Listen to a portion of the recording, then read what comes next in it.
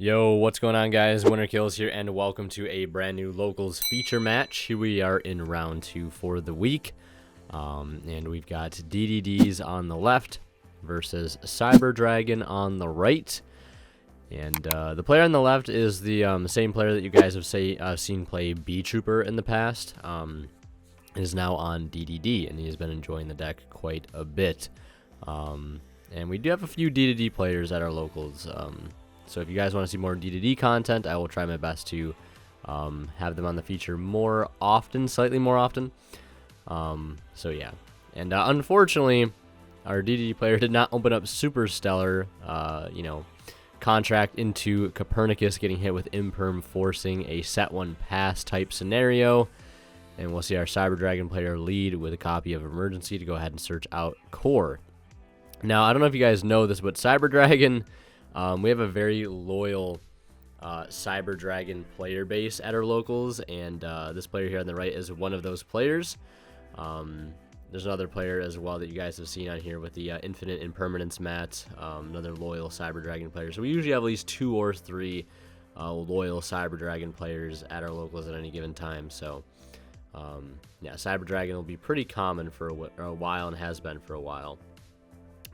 So we're going to see the Core get normal summoned. It will get hit with droplets. Yeah, I mean, it's not, I mean, I feel like it is a pretty good negate Core, because that stops them from, like, getting things like Overflow, which is really strong, or just other extenders in general. And it also makes a card like Machine Duplication a little less good, because they can't just bring out the 2 Cyber Dragons. They have to summon out Cyber Dragon Core, and not regular Cyber Dragon.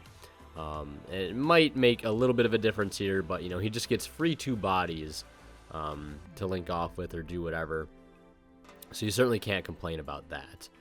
Another thing to note is that Machine Dupe is not a once per turn. So if you have a negated Cyber Dragon Core, you can actually dupe out a Core and then dupe that one to summon out another Cyber Dragon or 2.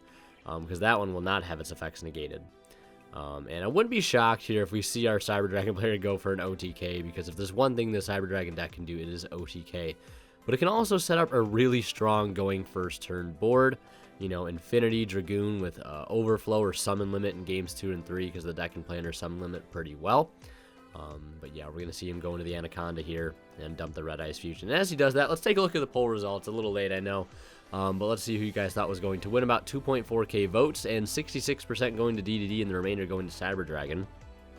You guys were not right in the last round. DM took it over Sky Striker. Let's see if you guys are correct here. Certainly not looking too good for the DDD player here. And not dumping Red Ice Fusion, actually going for the Overload Fusion. Switching it up a little bit there.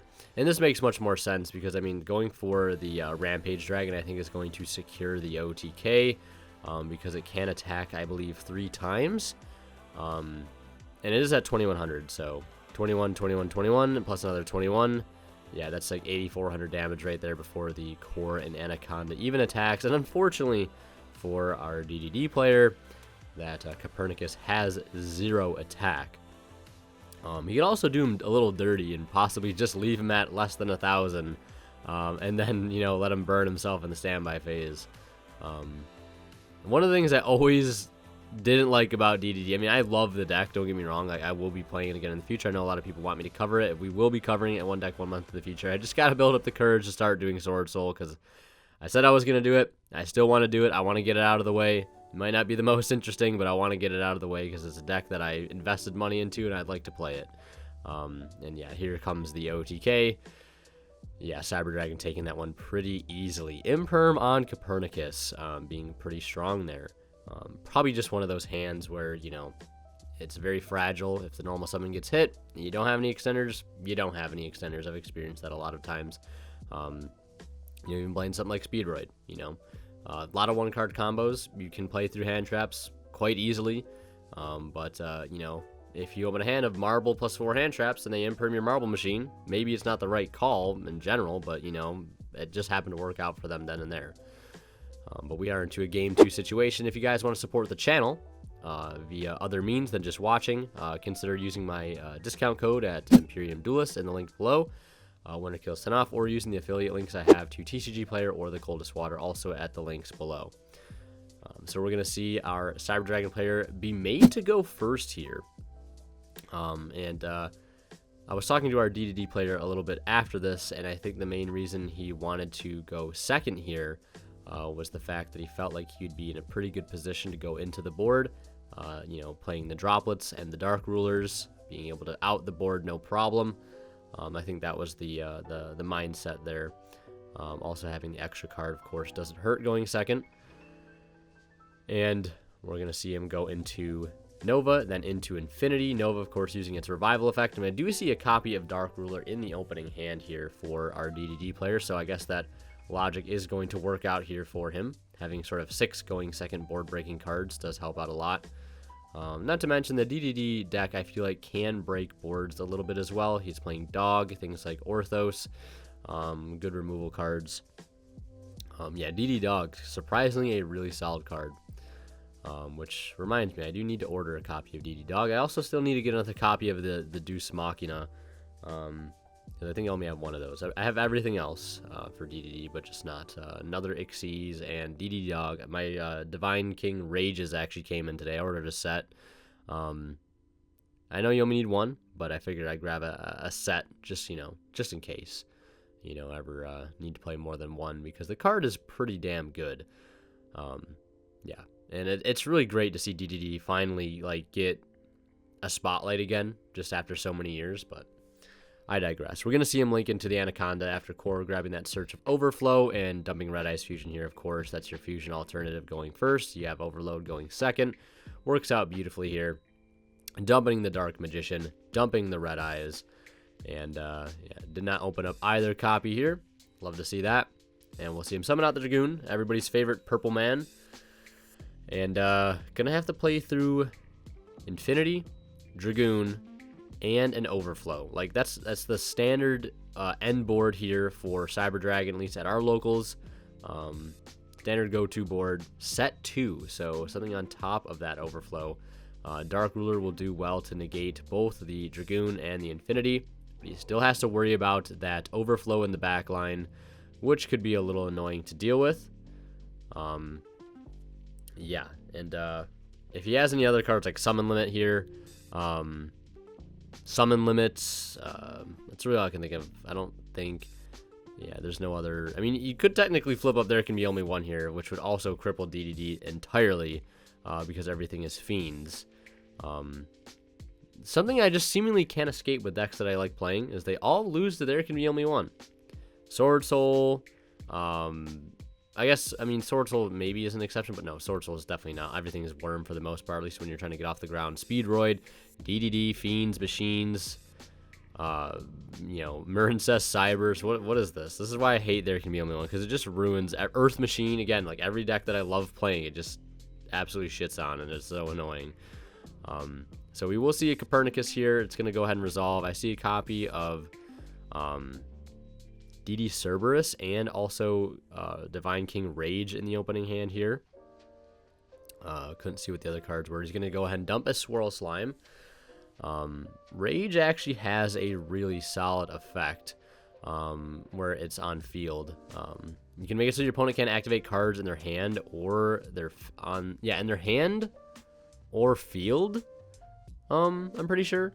But he's going to go ahead and bring out the Orthos.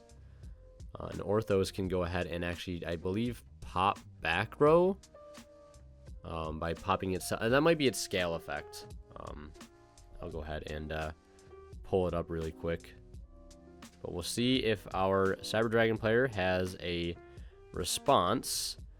If this card is special summon to your field, you cannot special summon monsters this turn except for Fiend types. It looks right now it's just a level 4 tuner. And we're going to see that Overflow go ahead and banish the Cyber Dragon, and the Hers to go ahead and pop 2. And that's going to be pretty rough, because he could have gone and synchroed 8 into something like Siegfried there, or he could have linked 2'd into Gilgamesh to try and start playing, and then there's a summon limit on top of that, and that's actually just going to go ahead and end the turn. Really unfortunate. But yeah, his Orthos is a pendulum effect. Once per turn, you can target one spell trap card on the field, and one other DD or Dark Contract you control, destroy them.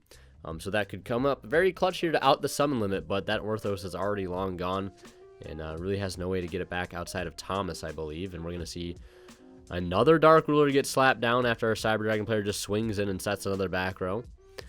And we'll see him walk this Kepler right out and go ahead and get a search of Contract. And Contract will go ahead and search here. We know he has a copy of Cerberus and Rage in hand. I mean, I really don't know what else you do outside of this, especially under Summon Limit. Very, very tricky situation to be in. And it's also probably looking like the option to go second here in game 2 maybe was not the best call, but you know, you live and learn. Definitely, I think also was not expecting Summon Limit, you know, because that card is pretty insane. Well, actually, Summon Limit could be very easy to out here, actually.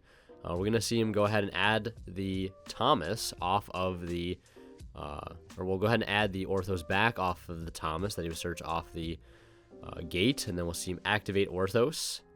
Going to go ahead and target the Summon Limit, and probably either itself or Contract. And obviously cannot negate with the Dragoon as it's been Dark Lord. I think that was his draw for turn. Pretty dang good draw for turn. Or it might have been the Kepler. So the Summon Limit will get outed here. So technically free to play at this point. But, and he also has his Pendulum Summon available. So he will go ahead and pen 2. And that Copernicus should be in the extra monster zone here. We will see the Orthos go, or the Cerberus add back, and another Summon Limit. Fun. I mean, I think our DDD player was in there 100% if he didn't have a second copy of Summon Limit, because at this point, I really don't know what you do to out this one. You just, like, have to wait a turn and hope you live. But with Infinity and Dragoon being on board, yeah, there's really just not a whole lot of hope there for our DDD player, unfortunately. And that's going to be the fist bump, and that's going to signal the end of the game. Cyber Dragon taking it 2-0 there. Summon Limit taking it 2-0, I guess.